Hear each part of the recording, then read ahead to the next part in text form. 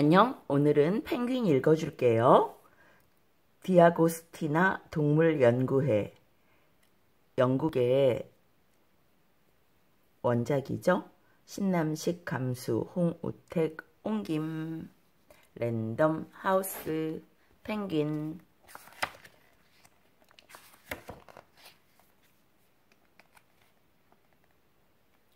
안녕. 난 남극신사 펭귄이야. 펭귄 중 몸집이 큰 황제의 펭귄이지. 왜 우리 펭귄을 남극의 신사라고 부르냐고?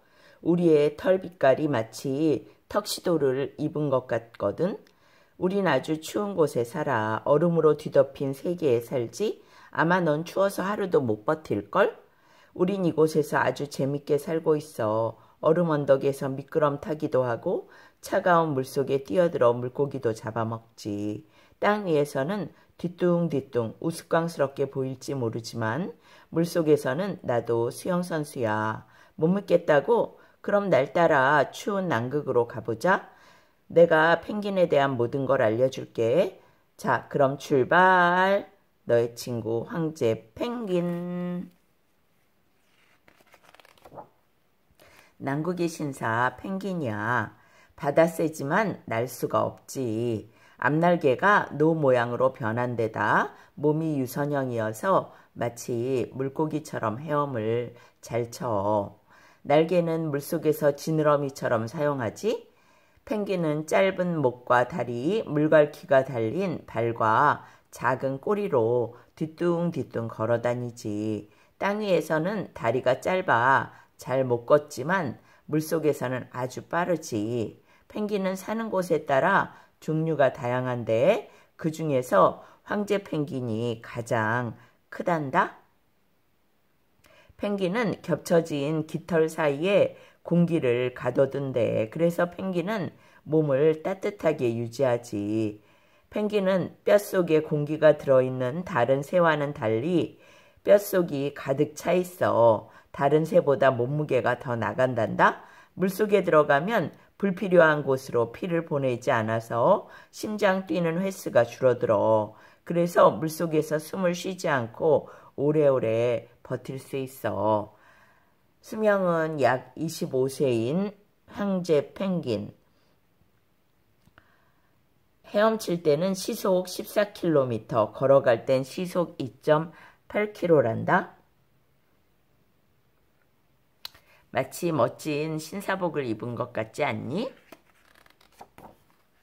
펭귄은 육지와 바다 모두에 살 수 있어. 물속에서는 아주 잘 보지만 땅에서는 가까운 곳에 있는 것도 잘 못 본단다. 하지만 펭귄은 잘 들을 수 있어요. 또 연속적으로 다양한 소리를 내며 무리와 의사소통을 하지요. 펭귄의 부리는 길고 검은데 밑부리의 옆면은 연한 분홍색을 띠고 눈 쪽으로 갈수록 몸이 가늘어져요. 부리는 길고 검고 아주 물고기를 잘 잡는답니다. 펭귄의 눈꺼풀은 특별하고 투명한 눈꺼풀이 있어요. 펭귄의 눈을 보호하죠. 펭귄의 눈꺼풀은 짜고 얼음같이 찬 바닷속에서도 눈이 다치지 않도록 해주죠.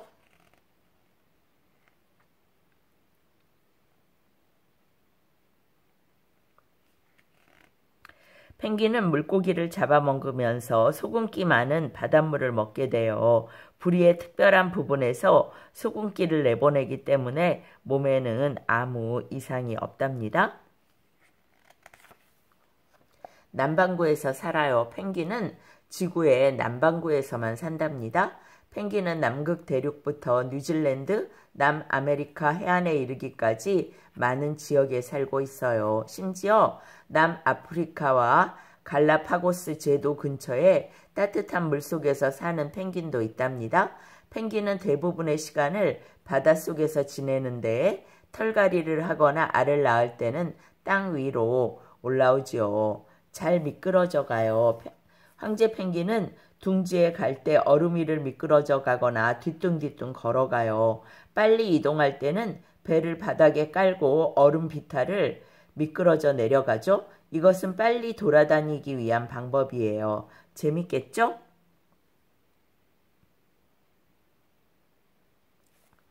남극 주변에 사는 펭귄의 모습이네요. 남아메리카, 아프리카, 뉴질랜드, 남극 대륙, 이곳이 바로 횡재가 사는 곳이랍니다.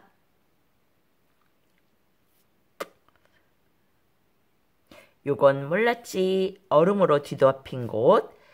남극에서는 여름에 해당하는 12월에서 2월까지 온종일 해가 지지 않는 백야 현상이 일어나요.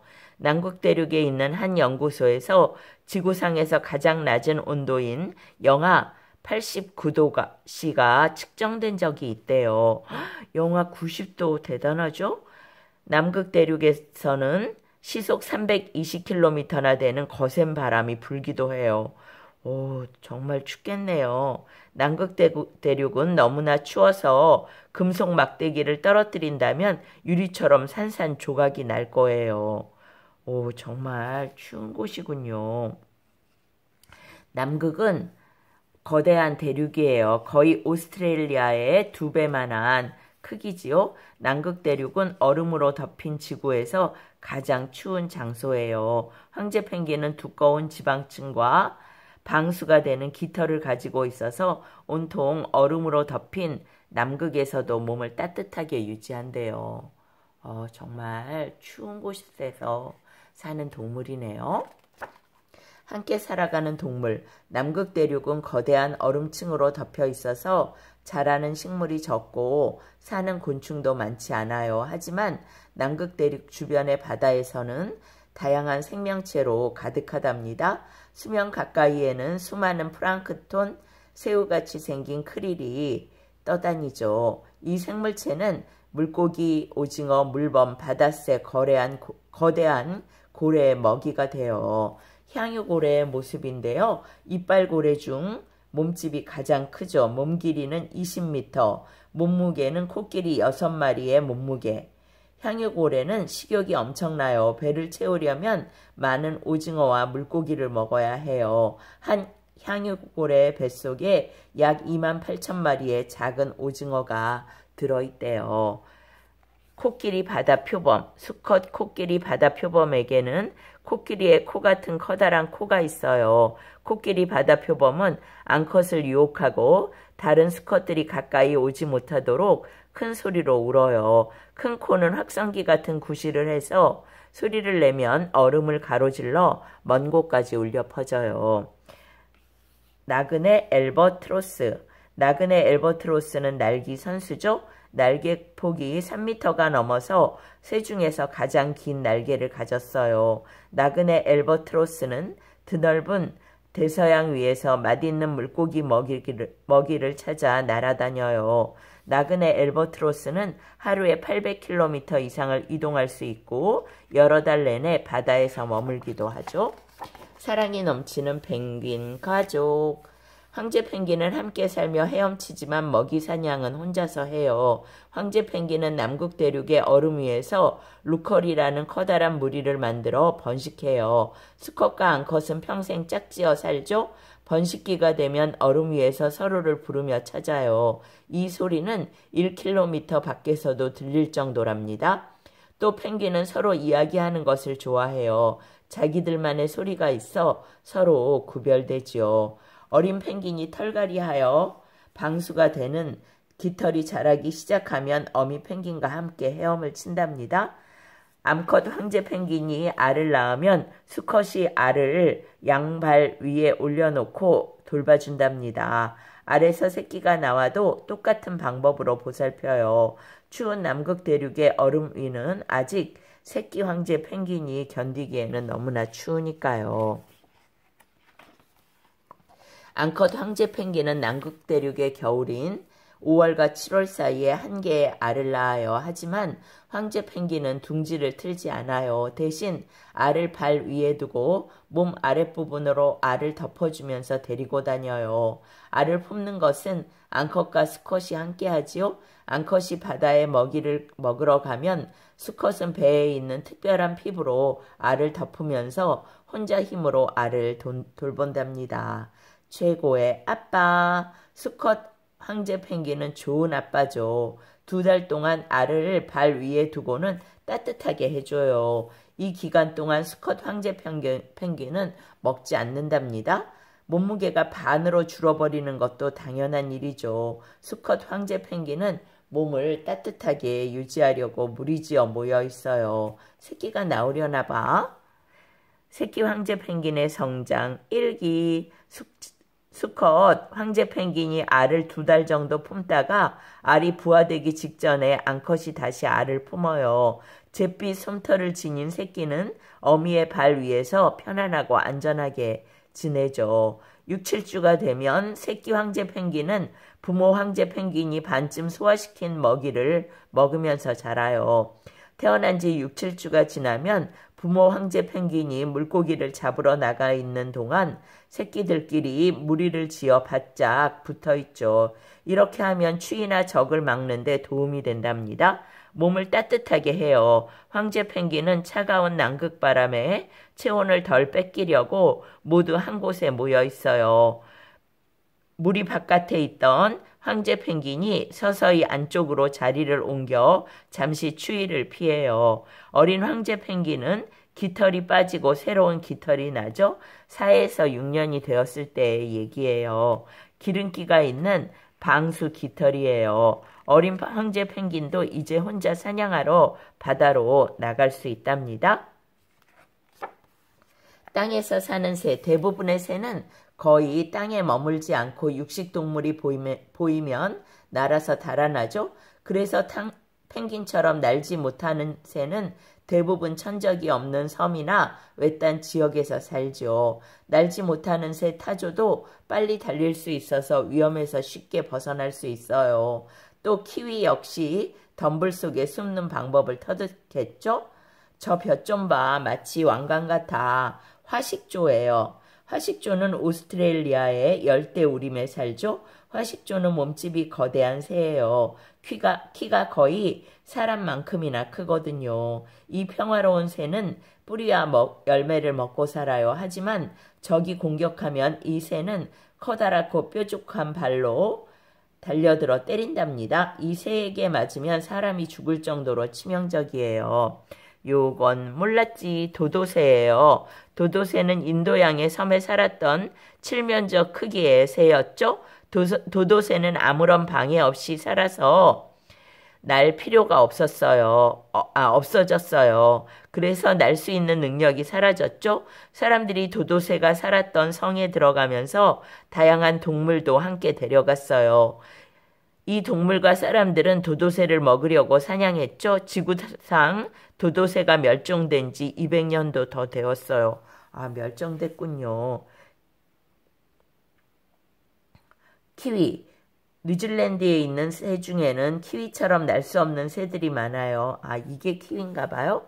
사람들이 약 1000여 전 그곳에 도착하기까지 어떤 동물도 그곳에 살지 않았어요. 그래서 새들은 적으로부터 도망가기 위해 날 필요가 없었던 거죠. 수줍음이 많은 키위는 낮 동안은 숨어 있다가 밤 되면 사냥을 해요. 기어다니는 벌레 냄새를 맡고 찾아내서 긴 부리로 쪼아먹죠. 올빼미, 앵무, 카카포라고 불리는 올빼미 앵무예요. 세상에서 가장 희귀한 새죠.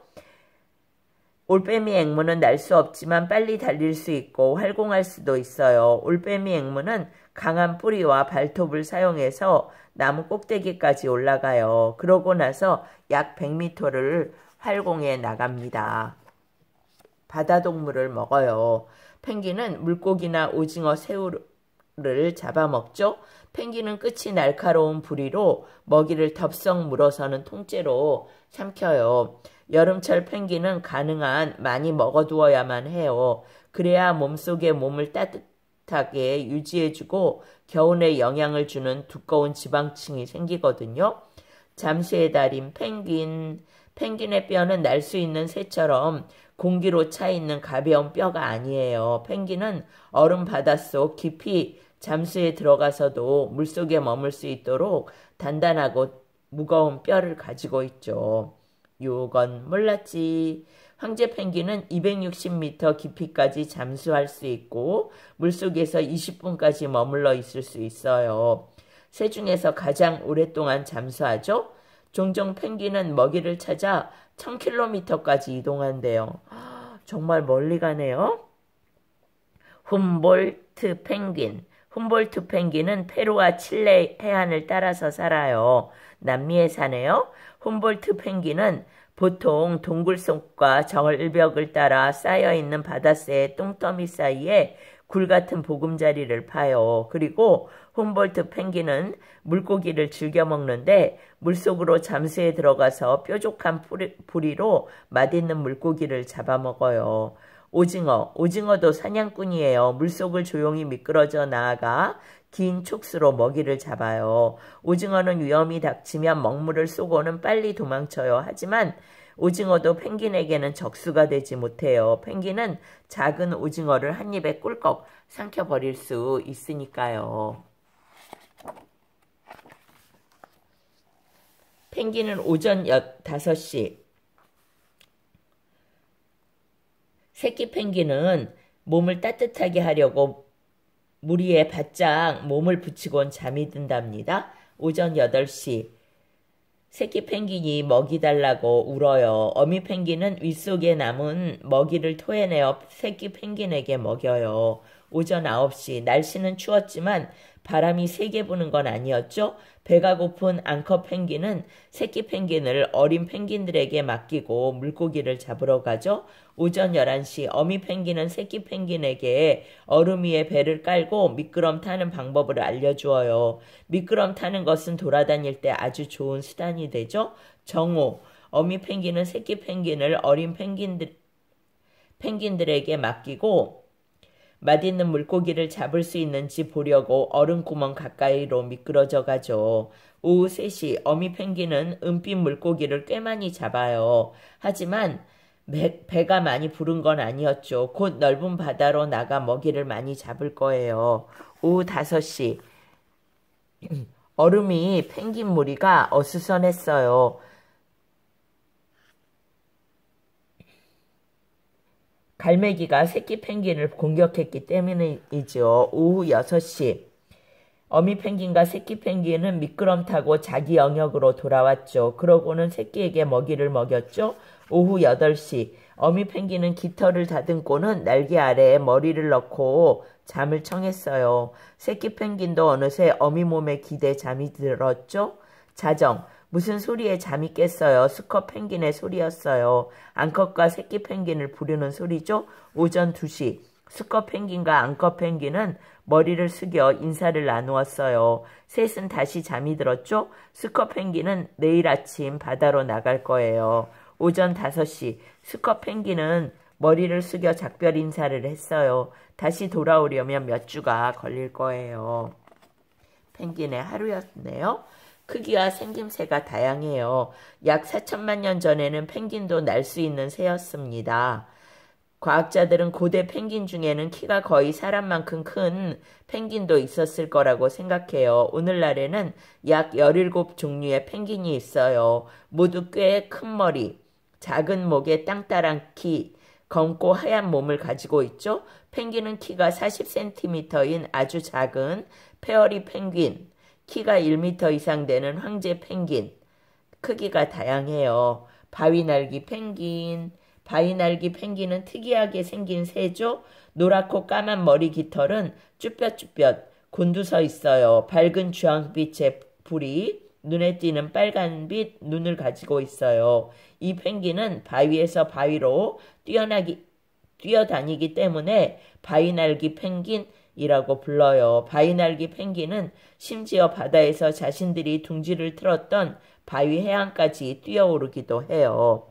페어리 펭귄, 가장 작은 펭귄이에요. 이 펭귄은 뉴질랜드 남쪽 오스트레일리아의 바닷가에 살죠. 온종일 물고기를 잡고 해변까지 재빨리 뛰어가서는 굴까지 뒤뚱뒤뚱 걸어가죠. 아델리 펭귄.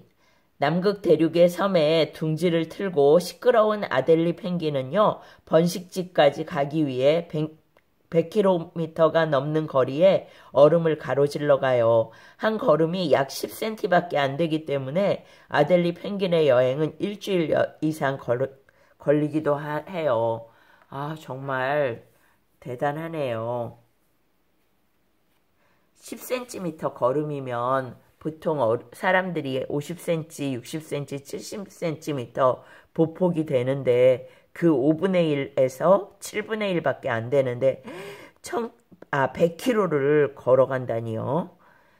요건 몰랐지. 모든 얼음 펭귄은 등이 짙은 빛깔을 띠고 배는 밝은 빛깔을 띠죠. 그래서 펭귄은 바닷속에 들어갔을 때 눈에 잘 띄지 않아요. 위에서 보면 짙은 빛깔의 등은 바닷물 빛깔과 잘 어울리고 아래쪽에서 보면 밝은 빛깔의 배는 수면 빛깔과 잘 어울리니까요. 그래서 펭귄은 적과 먹이로부터 몸을 잘 숨긴답니다. 펭귄의 천적. 다자란 펭귄은 남극 대륙의 얼음 위에는 거의 천적이 없어요. 가장 큰 적은 추위와 배고픔. 하지만 큰 바다새가 종종 새끼 펭귄과 펭귄의 알을 잡아채가요. 바닷속에는 많은 적이 있죠. 물범, 바다사자, 상어와 범고래는 모두 펭귄을 잡아먹으려고 숨어서 기다리고 있죠. 범고래는 무시무시한 육식동물이에요. 얼음을 뒤집고는 그 위에서 쉬고 있는 펭귄을 먹어버리거든요. 요건 몰랐지. 수컷 황제 펭귄과 알. 수컷 황제 펭귄은 알을 품고 있는 동안 먹지 못해 많이 굶주리죠. 어떤 수컷 황제 펭귄은 배고픔을 참지 못하고 알을 얼음 위에 버리고 바다로 돌아가 버리기도 해요. 그러면 알 속에서 성장하고 있는 새끼는 얼어 죽어요. 표범, 물범. 날카로운 이빨을 가진 표범 물범은 빠르게 움직이는 사냥꾼이죠. 이 표범 물범은 펭귄이 바닷속으로 뛰어들 때 잡을 준비를 하면서 물가에 숨어서 기다려요. 몸에 얼룩점이 있는 표범 물범의 윗속에 73kg의 펭귄이 발견되기도 한답니다. 이것은 어른 황제 펭귄 2~3마리의 몸무게를 합친 것과 같아요. 대단하네요. 표범 물범이 펭귄을 잡아먹네요. 큰 풀머 갈매기. 펭귄의 알이나 새끼 펭귄 같은 먹이를 좋아해요. 이 새는 강하고 날카로운 부리로 어락 덤벼들어서 공격해요.